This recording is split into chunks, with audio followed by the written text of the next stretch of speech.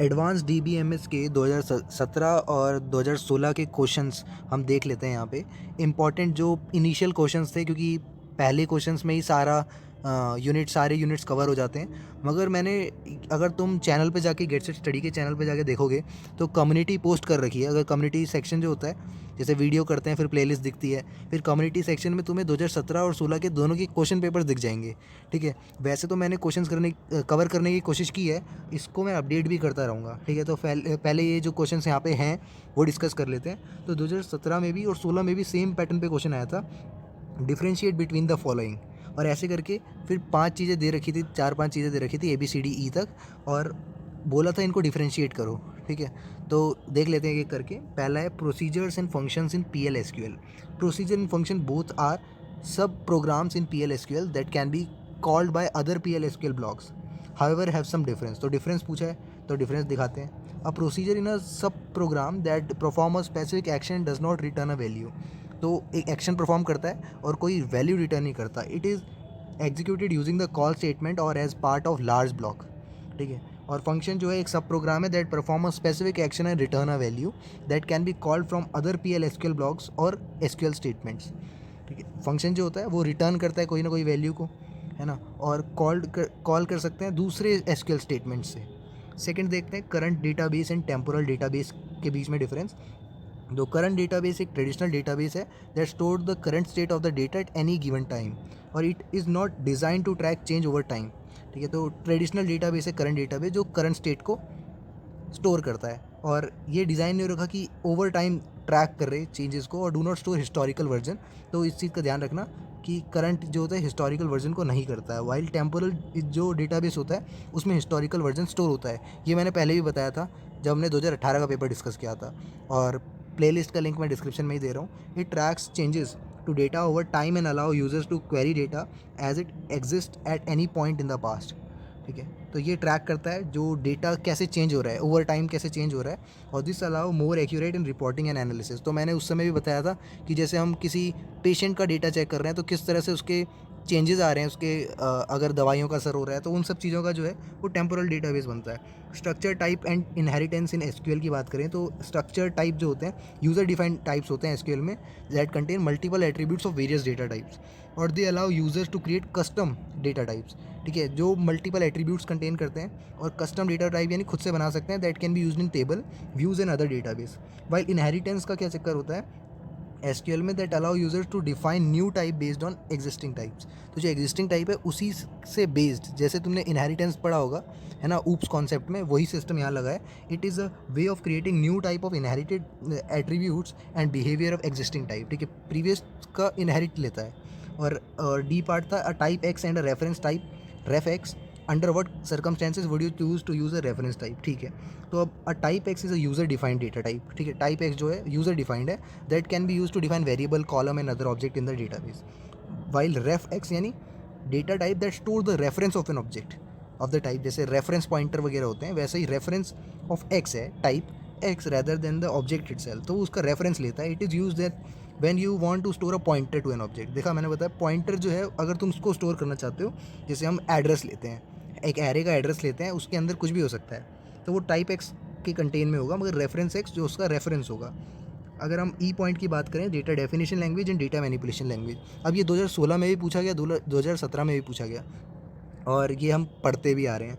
ठीक है, data definition language DDL जो होता है सेट ऑफ SQL कमांड्स होता है use to define structure of the database including table, view, indexes and other object.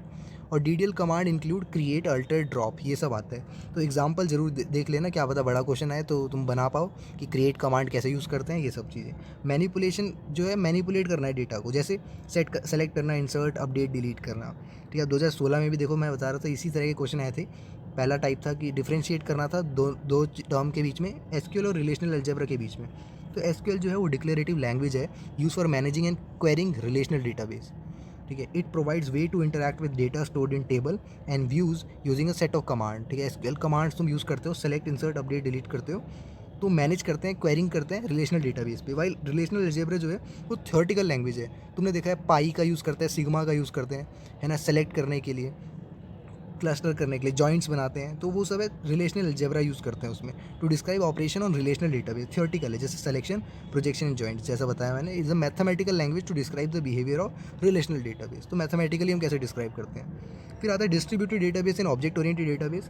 तो इस पर भी डिस्कस हो रखा है वैसे तो। Distributed database that is spread across multiple computer और site. It is design to handle large amount of data and provide high availability and fault tolerance. ठीक है, तो लार्ज अमाउंट ऑफ डेटा संभालते हैं, high availability and fault tolerance होती है। And object oriented database जो होता है ये स्टोर करता है object rather then in table. ठीक है, ऑब्जेक्ट्स की फॉर्म में स्टोर करते हैं टेबल की बजाय। तो design to provide better support for complex data structure and relationship that relational database. ठीक है, स्कीमा और इंस्टेंस की बात करें, स्कीमा एक लॉजिकल व्यू है। ठीक है, एक्सएमएल के स्कीमा देखा होगा तुमने। तो एक logical view of the database that describe the structure and organization of the data. उसमें table, column, relationship and other database object जो होते हैं डिफाइन होते हैं। इंस्टेंस की बात करें तो एक specific realization of the schema है that a particular point in time. ठीक है, एक इंस्टेंस दे रहा है, जैसे बोलते हैं फॉर इंस्टेंस, तो एक पर्टिकुलर टाइम पे जो रियलाइजेशन ऑफ स्कीमा है वो दिखते हैं। तो this include data that is currently stored in the database. ठीक है, डी पार्ट देखिए तो डेंस और स्पार्स इंडेक्स में क्या अंतर है। डेंस इंडेक्स जो होता है, index that contain an entry for every record in the table. ठीक है, तो सारे रिकॉर्ड की एंट्री होती है इसमें, regardless of whether the field being indexed is null और नॉट। ठीक है, तो वो नल है या नहीं है उससे कोई मैटर नहीं है। This is use when the index field has a high selectivity. तो जब हाई सेलेक्टिविटी होगी तभी हम डेंस इंडेक्स का यूज़ करेंगे। स्पार्स की बात करें तो contain entries only from the non null values in the index field. तो जो नॉन नल वैल्यूज़ हैं उन्हीं से एंट्रीज कंटेन करेगा। It is use when the index field has low selectivity. तो वहाँ पे ऊपर में हाई सेलेक्टिविटी, यहाँ पे लो सेलेक्टिविटी है। ठीक है, अगला क्वेश्चन देख लेते हैं। Explain 3-level architecture of DBMS. What are the different type of databases users and explain network view mode of database. तो 3-level architecture of DBMS जो है वो designs that separate the database system into 3 components. ठीक है, 3 components में इसको divide करता है। पहला है external level. This level represent the user view of the database. ठीक है, यूज़र व्यू देखता है, this describe how user see the data and how they assess it. तो यूज़र कैसे एसेस करता है, this is also known as user view और the user interface. ठीक है, एक्सटर्नल लेवल देखा जाए। कॉन्सेप्चुअल लेवल जो है, this level represent the logical view of the data. They describe the overall structure of the database and the relation between different data elements.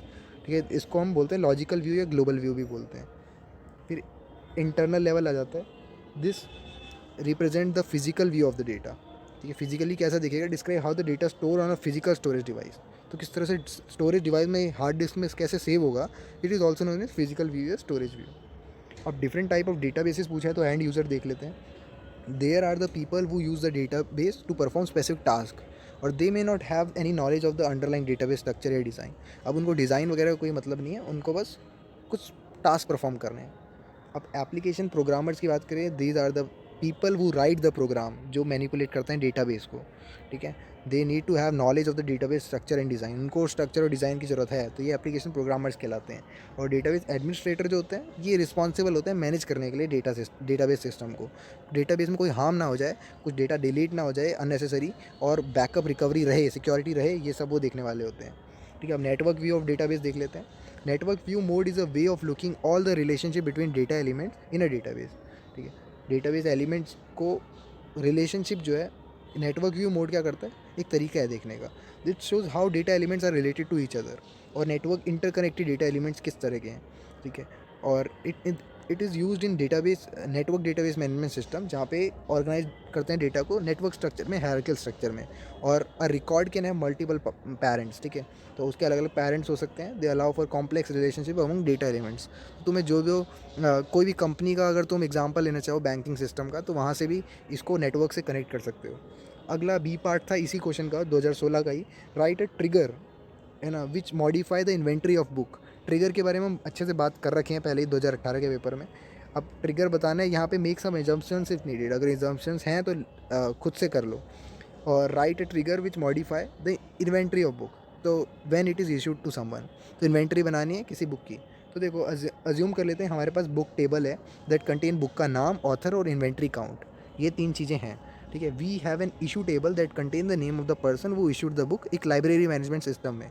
ठीक है, तो वहाँ पे अगर किसी ने बुक इशू करी, तो इशू टेबल क्या करेगी, उस आदमी का नाम है जिसने बुक को इशू करी और इशू की डेट है। तो कोड होगा create trigger update inventory after insert on issue for each row begin update book set inventory equal to inventory -1। और where name equal to new dot book name और end कर देंगे, तो ये हमारा ट्रिगर रह जाएगा। ठीक है, इस ट्रिगर से हेल्प क्या होगा, the trigger is created with the name update inventory and is set to run after an insert operation on the issue table. तो इंसर्ट ऑपरेशन का यूज़ हुआ, the for each row clause specify that the trigger should run once for each row that is inserted into the issue table. ठीक है, for each रो क्या बताती है कि trigger जो होगा वो रन करेगा हर रो के लिए एक बार, जब भी हम इशू टेबल में इंसर्ट करेंगे। The code insert the trigger update the inventory count of the book in the books table and subtract 1 from the current count. तो इन्वेंट्री काउंट जो है वो एक कम कर देगा, और the where clause specify the update should be applied to the book जो इशू करी गई है। वेयर यानी जहाँ पे भी बुक, जो भी बुक इशू करी है उसी पे इन्वेंट्री माइनस होगी। The book name is the book table should match the book name in the issue table. ये तो हमारा कॉमन रहना चाहिए, फॉरेन की भी होनी चाहिए। ठीक है, how transaction are manage in Postgres SQL. 2017 का क्वेश्चन है, ट्रांजेक्शन कैसे मैनेज होती हैं। Transaction management in Postgres SQL में, Postgres SQL is a powerful open source relational database management system that support ACID property and provide transactional management for maintaining the integrity of data. Data integrity को support करता है, open source relational database है। और Postgres SQL uses a multi version concurrency control MVCC mechanism to ensure transactions.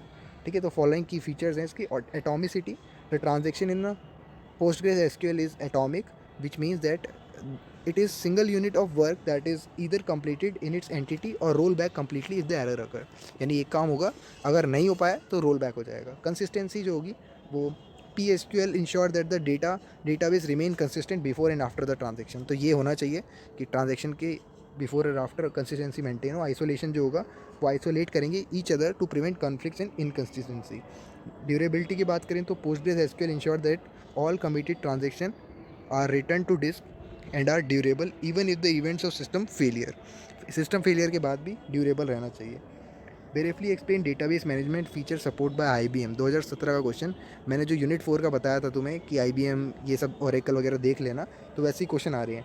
IBM provide various database management system that support different features in functionality. की feature क्या है, high availability, scalability, security, performance, backup and recovery, data integrity, management and monitoring.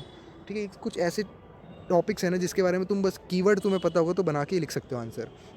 और repeated question, actuary, XPath, soap, web services, ये सारी कहानी तो मैं बता ही चुका हूँ तुम्हें, और मैं इसको अपडेट कर दूंगा कोई भी क्वेश्चन मिलेगा मुझे। वैसे मुझे लगता नहीं है, मैंने कम्युनिटी में शेयर ही कर रखा है 2016-17 का पेपर, तो तुम मुझसे पूछ सकते हो। अगर कोई पर्टिकुलर क्वेश्चन में डाउट आ रहा हो तो वो कमेंट में तुम पूछ सकते हो। बाकी तुम्हें इसका लिंक भी मैं दे दूँगा डिस्क्रिप्शन में, और चेकआउट कर लेना इसकी पूरी प्लेलिस्ट को। और मैं वही दोबारा से बोलूँगा कि ये इलेक्टिव सब्जेक्ट है, और मैं और भी इलेक्टिव सब्जेक्ट्स हैं जैसे कंप्यूटर एडवांस कंप्यूटर नेटवर्क्स हो गया, जिसके और भी डाउट आ रहे हैं बच्चों के। तो ऐसा है कि मैं सबको कवर नहीं कर पाऊँगा, है ना। तो और भी लोग कह रहे हैं कि हमें, अब कोई कह रहा है एडवांस DBMS का करो, कोई कह रहा है डेटाबेस एडमिनिस्ट्रेशन का करो, कोई अलग ही टॉपिक, क्योंकि इलेक्टिव में बहुत सारे टॉपिक्स होते हैं, तो सबकी रिक्वायरमेंट नहीं पूरी हो पाएगी यार। ध्यान देना, क्योंकि अब इसमें हर एक में कंटेंट ढूंढना, मेहनत करना दिक्कत आ जाती है। तो समझ लो, तुम कोशिश करो अपनी तरफ से ज़्यादा एफर्ट करने की।